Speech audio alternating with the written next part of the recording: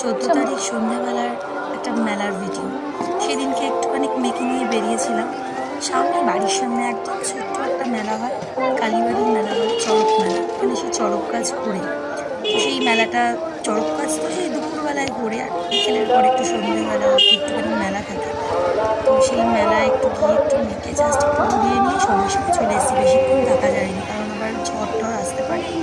তো আর দাঁড়াইও নি, আমি তাড়াতাড়ি করে আবার মেয়েকে নিয়ে বাড়িও চলে এলাম। কিন্তু ভিডিওটা ছাড়া হয়নি, ছাড়ছি 2 দিন আজকে পর। দুপুরে দেখো কি হয়েছে। আজকে আর খুব এটা সিম্পল হচ্ছে রান্না, কালকের মানে পয়লা বৈশাখের দুপুরের আলু মেনু। ভাজা, চাটনি। দুপুরের মেনু খুব এই সিম্পল ছিল, আর খুব তাড়াহুড়ো করে, ওটুকু ভাতও পুরোটা আমি খাইনি। চটপট করে খেয়ে নিই। রান্না হয়েছিল চিকেন, উচ্ছে আলু ভাজা আর টাটা। চাটনি। তো কোনো রকমে খেয়ে দিয়ে চলে এলাম মেলাতে।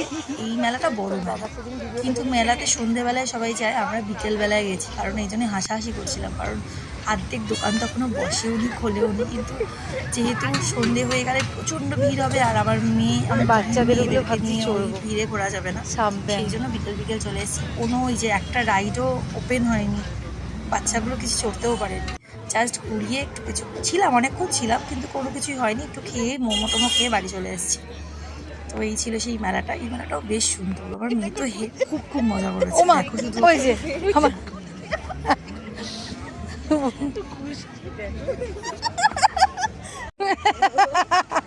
ওই ব্যাগটার জন্য ওকে এই ব্যাগটা কিনে দিয়েছে, তারপরে ওই